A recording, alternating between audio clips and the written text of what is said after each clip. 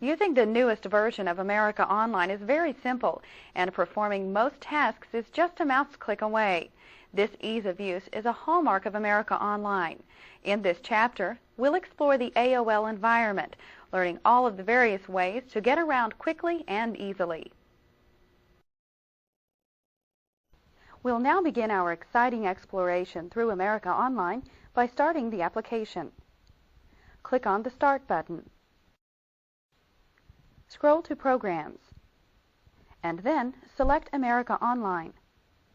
To start the program, choose America Online 4.0 from the flyout. After a few moments, we see the America Online screen, where we'll type our password to log on. Notice that our screen name is already selected for us. We click the down arrow next to our screen name and see the different options we can select. We'll keep the current screen name selected. The Enter Password box is directly beneath our screen name. We'll type our password here, which we determined during the account setup. We can opt to save our password, but keep in mind that doing this allows anyone with access to our computer the ability to log on to our AOL account. The Select Location line will tell AOL which type of connection to use. We're using an Internet service provider to connect, so that is the option selected. Down at the bottom of the window, we see 4 buttons: Setup, Access Numbers, Help, and Sign On. We'll click Setup,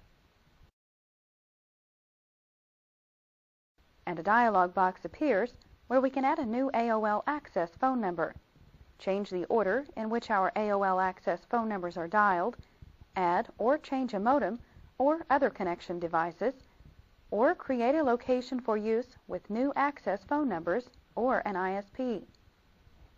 The current settings are fine, so click Cancel.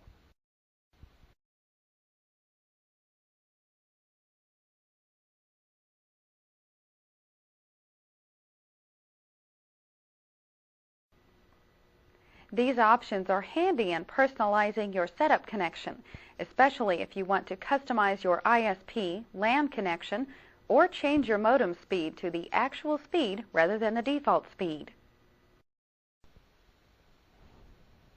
Let's continue in this naming game with the Access Numbers button.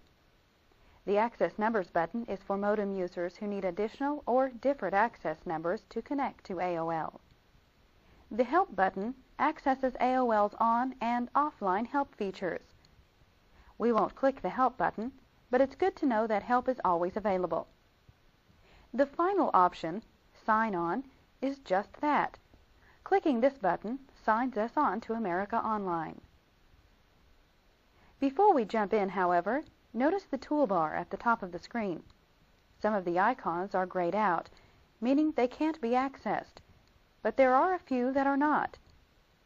When we move our pointer over the accessible icons, the pointer becomes a pointing hand.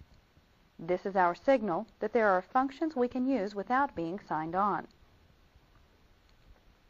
The right icon allows us to compose email, create file attachments, and access address book information.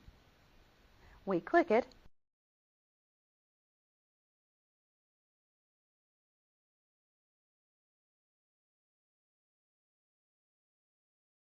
and are presented with a blank email ready to use. We'll get into more detail on how to compose emails later, so click the Close button in the upper right corner of the email message.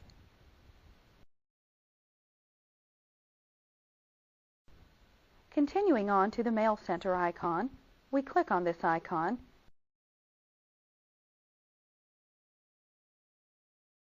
and see that some of the functions here are available.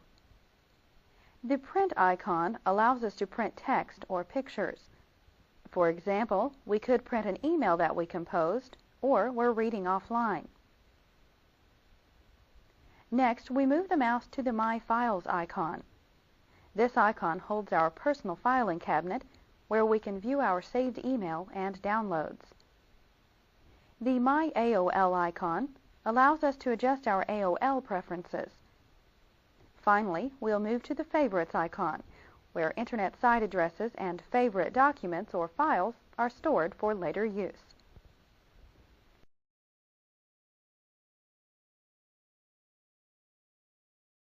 Now that we know what we can do before we sign on, let's click the Sign On button.